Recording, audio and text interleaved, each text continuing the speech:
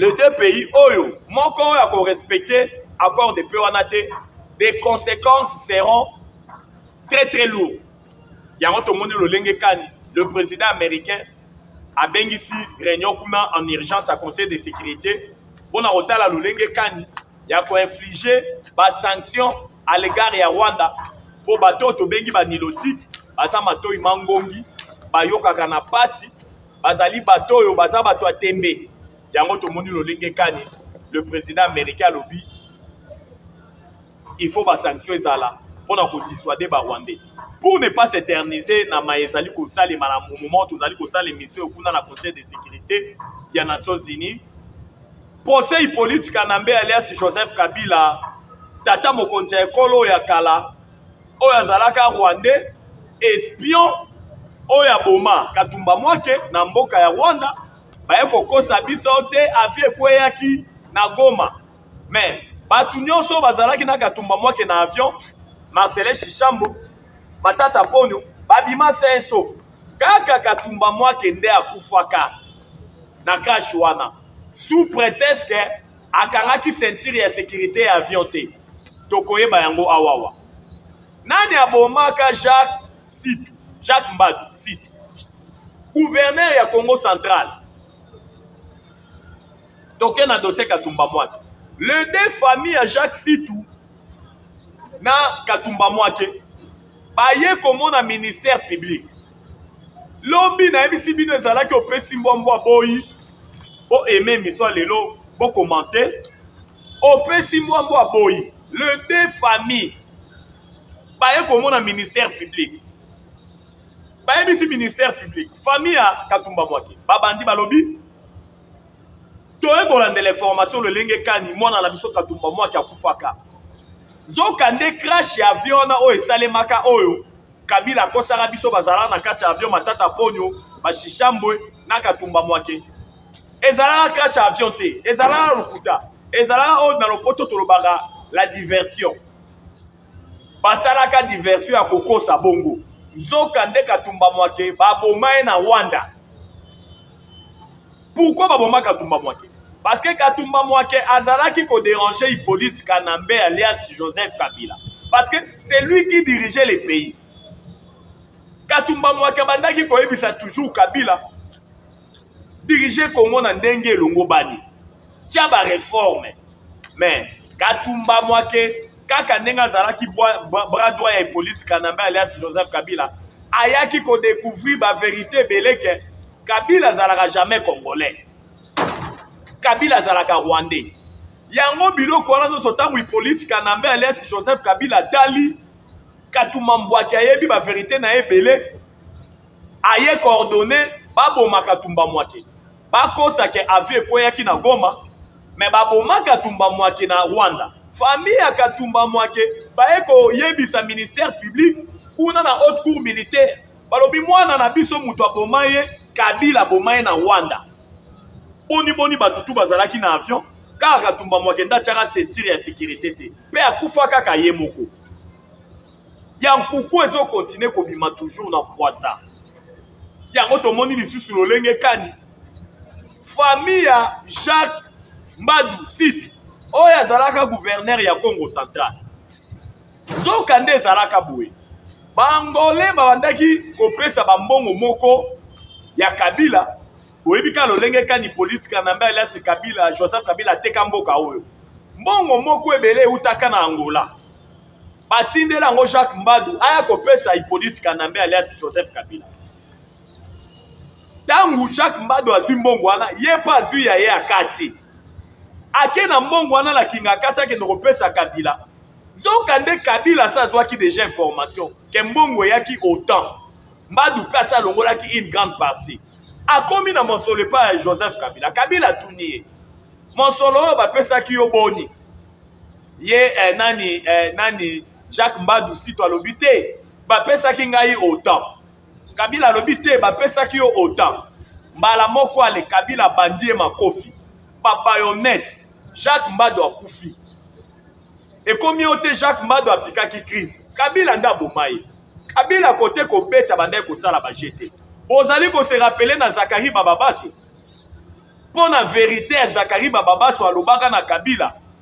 Kabila tatola e bambata. Bolanda Zakari aloba yango na baetandoike. Na betama bambata likolo ya vérité na ngai. Wana nyonso ezali kolakisano lolenge kani. Kabila azalaki sanguinaire. Avec un régime autoritaire. Plusieurs Congolais bakufa kuna na Kingakati balia bango epa ya balion ya Kabila. Yango bomoni ya nkuku ezo continuer kobima na poisa. La vérité éclatée dans la haute cour militaire, nationalité douteuse, un espion au sommet de l'État. Il a dirigé le Congo pendant 18 ans. Na Lukuta na Lukuta. Ya qui n'est un projet à balkaniser mboka na biso. Yango bomoni akaba plus de 600 titres miniers. Na ba président africain nyonso. Pour pouvoir la protéger au détriment de Bakongomani. Bakongomani bazali ko vivre dans des conditions infrahumaines, des conditions exécrables. Mais Hippolyte Kanambe alias Joseph Kabila a teka ba titre minier. Kagame yemo azalaki nango desa. Tabombeki Yamboka Afrique d'ici, président honoraire sud-africain, azalaki nango soki 5. Jacob Zuma 6. Famille Robert, ya famille Mugabe, président zimbabwéen ou akufa. Tangu ya kufi famille na comment ko gérer. Papa s'assoit na Congo Brazza les vieux jaloux. A gérer bakare minier. Museveni n'en parlons pas. Donc mboka na biso Congo ezalaki gâteau. Louis Michel, oyebi qui est Louis Michel? Azalaka ministre affaires étrangères. Tangu Kabila zora pouvoir. Ministre affaires étrangères belge. Yé pas azalaki na bakare minier. Fondation Bill Clinton, bazalaki na bakare minier. Bref, en grosso modo, Congo ezalaki lokola gâteau tango ya Kabila. Oyo bamboka to bandeko ya kokata. Mais ba Kongomani bazali kokufa na nzala. Bazali ko vivre na ba conditions ya malonga te. Mais azui bomengo ya Congo, étant donné que c'était un sujet rwandais, akaboli yango na bamboka nyonso. Yango bomoni lolenge kani. To sepeli na mazali koleka kuna na haute cour militaire. Oyo biso ba Kongomani de père et de mère tozali kosenga balongo la nationalité na ewana. Atikala kozala jamais congolais. Aza mwana ya Mzee Laurent Désiré Kabila te. Aza mwana ya Mama Sifate. Babota mama pasa, mais bomona api mapasa, moko abotami na Fizi, mususu abotami soki wadi. Mapasa ezalaka oyo abimi, oyo pa bimi. Donc soki to comprendre bien. Yena Jeannette Kabila. Jeannette Kabila botamaki na Fizi, non? Allez, j'aime pas Cécilie, Mama Sifa, ya kobota, afandi nango pendant ba jour, ake kobota soki na Nkoro, ake kobota Joseph Kabila. C'est ça. Lukuta na Lukuta. Yango to sepeli na mayema zali koleka na haute cour militaire. Oyo ya makasi biso tozali kosenga ezali ete ba bien nyonso ya Joseph Kabila. Bakanga yango. Bateka yango na vente aux enchères pour l'intérêt ya bakongomani nyonso. Kingakati ezalaka na bloc pétrolier mobimba na se na yango. Mulai nango toyebaka te, mukuse nango toyebaka te. Kingakati ebimiti eketi na Angola, frontière na Angola. Mutu moko kozwa ba espace ya minene na ba bloc pétrolier na se. Kabila za na plus de 200 sociétés. Oyo za actionnaire. Yango to sepeli lolenge kani ministère justice asengi 21 milliards de dollars. Oyo politique Kanambe fois futa. Po ba bien na nyonso éparpillé sur toute l'étendue de la République et qu'on la confisquer. Ba koteka yango. Biso nyonso e fotolia même ngayo na kenda Kingakati. Tango wana na futaka 30 dollars. Mais moulai nango na mukuse ozoyeba te. Lion a lié madame azolia na façon mo vous n'aurez même Lion azolia koleka même yo. Na ba condition moko vous n'aurez même pas l'idée. Oya tia ki banyama wana. Mais ba kongomani bazali ko coupir na misère. Yango to kosenga na haute cour militaire va statuer le plus vite possible pour na kolongola nationalité congolaise oyo ba pesa Hippolyte Kanambe alias Joseph Kabila alors que c'est un espion placé au Congo pour déstabiliser notre pays. Prévenez que l'accord de Roubav. Qu'est dit l'accord de Roubav? Oyo Raymond Chibanda. tant wana azalaka ministre affaires étrangères akenda kosigner na Rubavu na ministre affaires étrangères rwandais tant wana Hippolyte Kanambe alias Joseph Kabila azalaka mokonzi mboka. Qui dit l'accord de Rubavu? Des forces spéciales rwandaises bako sillonner kokota na ba frontière na biso nyonso nyonso balingi na présence ya président honoraire nigérien Obasanjo. Une armée étrangère kokota na ba frontière na bino bimara nyonso lingi. Le président nigérien Touni Raymond Tchibanda. Est-ce que accord bozo signé bozo kité kotanga yango Raymond Tchibanda tant wana ministre affaires étrangères ya Hippolyte Kanambe alias Joseph Kabila. Alors le président nigérien Touni, est-ce que Kabila président na yo azwa kité kotanga accord bolingi bo signé na Rwanda? Raymond Tchibanda lobi iyo. Le président nigérien MC Raymond Tchibanda mboka na bino rozasu na kimia te quand ndenge bo signé accord. Kabila suki wana te 66 millions de dollars chaque mois tout au long ya reine na ye abandai kotikela Hippolyte Kanambe abandai kotindela les sanguinaires Paul Kagame. Soki otali 18 ya Joseph Kabila par mois azotinda 66 millions de dollars, vous allez comprendre que apesa Kagame plus de 14 milliards de dollars. Kabila suki wana te. Des armées étrangères bake kobunda la ville ya Kisangani, l'armée ougandaise, l'armée rwandaise, quand le pays était occupé, Babundi, la guerre de 6 jours, plus de 2 millions de Congolais ont été tués. Pourquoi seulement Kabila Fundara Kaka ba Ougandais? Pourquoi Kabila Fundara ba Rwandais? Pourquoi Funda Kaka Ouganda? Alors que Zalaki ba armée mi balé ba Bundaka na Kisangani. Parce que Zalaka Rwandais. Monsolo oyo bozolo bake Constant Mutamba Tungunga a détourné. Est-ce que boyebi origine ya monsolo wana? Eza monsolo oyo Uganda futaka biso. Lolenge kani babundaka ye na Rwanda. Lolenge kani Kabila fundaka kaka Uganda boya ko funda Rwanda. Po azalaka Rwandais. Nde une partie falake tonga ba prison. Kuna na Sake et puis na Kisangani. Oh lelo ba fundaka Constant Mutamba a détourné. Wana nyonso tolongaki to énuméré bino lolenge kani Hippolyte Kanambe alias Joseph Kabila a balkanisé déjà mboka na biso, a enterré mboka na biso, a fandi na mboka na biso, aucune formation militaire et pas ya ba FARDC, tout au long ya reine nae, Manduki a sombakate, le pays affaibli, notre armée affaiblie, alors que le Congo avec sa superficie de 2 345 410 km², on devait avoir une armée de plus de 250 000 hommes. Comment pouvez-vous imaginer le pays comme la France?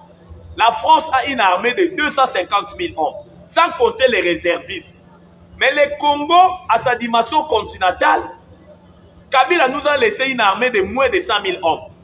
Mais aujourd'hui, avec Fachi Béton, l'armée congolaise est de 150 000 hommes. Le recrutement continue. Dans Toloba, il faut placer un Congolais de père et de mère au sommet de l'État. Toloba a connaissance des causes. Parce qu'aujourd'hui, notre pays, le Congo, est debout. Le Congo a repris sa place dans les concerts des nations. Partout où on est en train de parler du Congo, les Congolais sont là. C'est la différence entre les régimes précédents. Il y a Hippolyte Kanambe alias Joseph Kabila. Yango Toloba Fachi Azamwana Elaka. Fachi Azana mandat, Azana mission. Après avoir déboulonné le système, il y a Hippolyte Kanambe alias Joseph Kabila. Oh, il fallait qu'il y ait un projet na bango. Il y a tout du power. Il y a les tout du long. Il y a les tout du gouverne l'Afrique centrale. Avant que tout du gouverne l'Afrique centrale, il fallait pas parler grand Congo. Fachi a déboulonné le système, il y a Hippolyte Kanambe alias Joseph Kabila. Oh, il y a tout du comment qui diriger Congo. Tout le monde a dit que Kani Tata Mokonzi Ekolo Fachi Béton, tant qu'on a su pouvoir, NDG Yasnel, Azalara Rwandais, oh Kabila Tikaki. Administration, la société étatique, Kabila comment qui placer déjà Rwandais. Mais Fachi Béton a déboulonné. Maintenant, Fachi Béton a déboulonné. L'empire du mensonge, il y a les sanguinaires Paul Kagame, caractérisé par l'omerta, c'est-à-dire la loi du silence. oyo mindele nyonso face ya tuerie ya bakongolais balobaka oloko te oyo ekoma na yango écrivain politologue camerounais na kombo ya Charles Nana oyo akomela biso holocauste au Congo l'omerta de la communauté internationale botanga ba ouvrage nyonso ya Ngwanda Zaboka pe ya sona oyo azalaka conseiller en matière ya sécurité ya Kondo Maréchal Mobutu Sese Seko Kukuendu Wazabanga soki otali ba ouvrage na ye nyonso comprendre que la guerre de l'Est objectif principal ezalaki installation ya batuti power batuti falaki ba gouverner Afrique centrale yango mwana elaka Fachi Beton azo continuer toujours ko déboulonner le pourparler kunana doa y répondre entre les gouvernements congolais et les terroristes du M23 Fachi Beton a boyi avant projet ya accord de paix oyo ba Qatari ba proposaki Fachi a boyi avant projet wana ezoloba nini tosala oyo babengi na lopoto la cogestion du nord na sud Kivu. Quand on parle de la cogestion le nord na sud Kivu ezala géré par le M23 na armée congolaise Fachi alobi NON to organiser dialogue na 2026 Fachi alobi NON M23 proposé ba combo ya ba gouverneur Fachi nommé Fachi alobi NON ça c'est la balkanisation Fachi Beton alobi nini il y a un plan B abombi plan B oyo soki masolo ezali koleka kuna na Qatar esimité plan B nde kozala rendez-vous mbangweri ya désordre epa banyanga la kata le M23 toyebisaki bango bakosilisa yango bo nzambe na biso azalaka congolais yango tomoni lolenge kani Fachi Beton ayebisi ministre affaires étrangères belge alobi avant projet ya accord de paix wana oyo bakatarien baproposé je ne suis pas d'accord je ne suis pas partant parce que oyebi ke tata mokonzi ya ekolo Fachi Beton alobaka le salut du peuple et la loi suprême lobiko ya bakongomani yango nde ezali mobeko likunzi yango Fachi Beton alobi NON la justice élève une nation procès Constant Mutamba plusieurs magistrats babengi biso bayebisi biso ke sort ya Constant Mutamba eza déjà scellé Mutamba matakita akokende kolia vungule na prison centrale ya Makala le 27 balobi sort ya Constant Mutamba eza déjà scellé Constant Mutamba dérangé bango makasi Constant Mutamba trahir Mena sepeli na maloba ya ministre ya justice ya Sika kombo na Guillaume l'actuel ministre ya justice Aouti Koloba qu'est-ce qu'il a dit la justice de mon pays est malade il a réitéré le propos de Fachi Beton il a réitéré les propos de Constant Mutamba Tungunga il a constaté que la justice de notre pays elle est malade. Cela veut dire que Yépe a fongoli déjà Bitumba. Palobi a contraqué ba magistrat verré nyonso. Aye ko continuer Bitumba ya Constant Mutamba. Monsieur Guillaume, l'actuel ministre de la justice. Zala mayele. Parce que ba propos na yo lobi ke justice ezaka kaka ya kobela. Yeba ke ba détracteur na yo bango no so basi basangani. Balobi ya ye ko poursuivre Bitumba ya Mutamba oyo. Togolesa evungule le 27 Papa Guillaume Zala mayele Fachi Beton Tata mokonzi ya ekolo tobengi ombala misato vous devez avoir un œil regardant le 27 tozo c'est la acquittement ya Constant Mutamba tolobi yango les choses doivent être claires comme de l'eau nous sollicitons l'acquittement total ya Constant Mutamba parce que dossier à Constant Mutamba eza vide. Mon solo ezali kuna na banque. Na compte ya Zio Construction. Babimisa ata erronté. La procédure ya marché a été respectée à 90%. La société Zio Construction existe. Nyonso tout esalemi a bonne et due forme. Mon solo ezali. Une erreur administrative ememi biso tina makambo etali pénal ezali pasi pe mawa yango tosengi na tata mokonzi ya ekolo Faci Beton étant donné que c'est lui qui est le magistrat suprême il doit avoir un œil regardant na dossier Constant Mutamba oyo biso bakongolais de père et de mère tozali kozela ezali acquittement ya Constant Mutamba c'est 27 yango tosepeli na mobilisation lolenge kani bakongomani nyonso basangani bazali kopase banui na résidence ya Constant Mutamba na porte ya lopango ya Constant Mutamba balobi tozobanga peut-être bakoki koya koenlevele biso ye yango toza liste likolo ya liste biso bakongomani nyonso yango tosepelaki mpe lolenge kani Constant Mutamba tungunga 2 jours successifs alali na bandeko na ye bakinoise kinoise oyo bazoya koassiste na baveye na butu alali na bango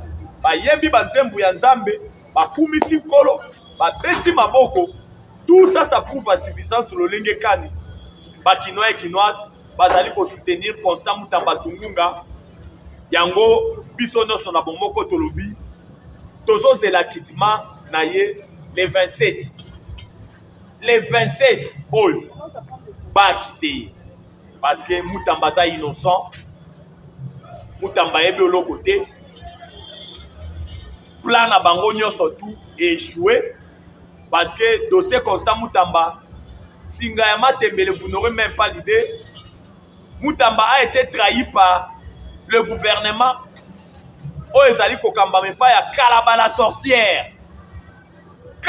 sorcière eza nani Judith Tuluka Suminwa Kalabala sorcière yende muto alivraki Constant Mutamba na Kerikou méchant ezali nani Lwaka ningi kingi Di Vital Kamere Kerikou méchant bato oyo balivraki Constant Mutamba na Firmin voté procureur près de la cour de cassation deuxième Kerikou méchant mais baplan na bango nyonso baéchoué lamentablement Constant Mutamba innocent totali lolenge kani procès salemi esali biso passe na motema c'est un procès de la honte humiliation totale muto azali na ye innocent mais ozoluka toujours lolenge kani kaka bokanga ye toke maintenant kochite na lolenge kani na musala kitoko oyo inspecteur général ya FARDC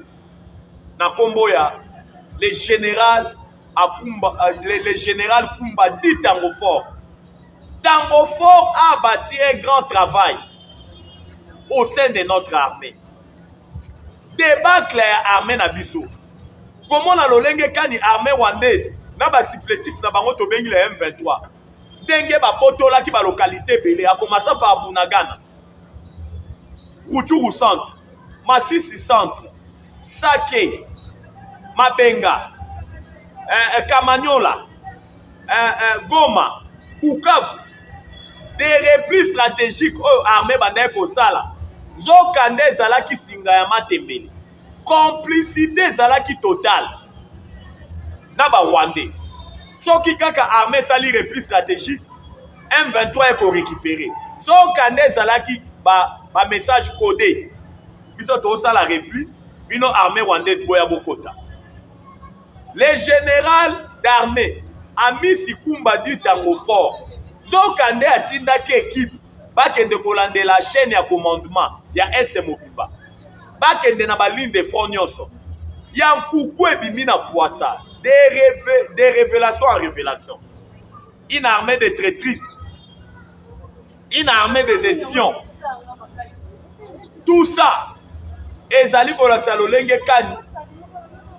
Ezali kolakisa lolenge kani. Armée ezalaki infiltrée. Infiltration ezalaki totale. 41 officiers supérieurs arrêtés. Et les officiers supérieurs de la police nationale. Oyebi ke Hippolyte Kanambe alias Joseph Kabila a commisaki armée bafériste. Ba généraux ba komaki bafériste. Bazalaki na ba carré minier. A pesaki bango nyonso pour ba déranger pouvoir na été. Au détriment ya ba Kongomani. Yango tomoni lolenge kani.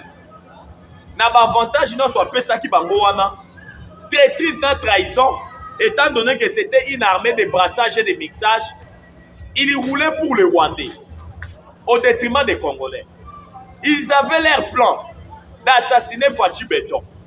Mais ba plan tout bazali ko sala ezali ko bima na poisa. Regardez l'arrestation au Salima, na ba moyo au leka. Le général Chouéo, l'ancien chef d'état-major, arrêté. Le général Franck Toumba, arrêté. Chiko Titam, arrêté. Les colonels ont été arrêtés.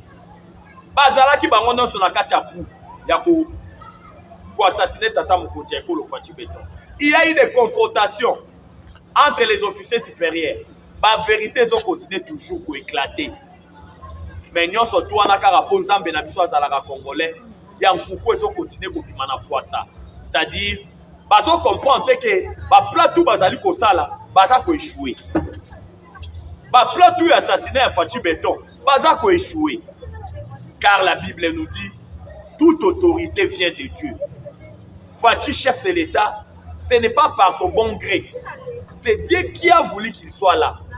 Yango bomo na Tata Mokonzi Ekolo malgré ba plan nyonso ya koluka ko bomaye, malgré ba plan nyonso ya koluka ko assassiner, mais Nzambe azali ko bebisa toujours agenda na bango ya nkuku ezo continuer toujours ko bima na poisa.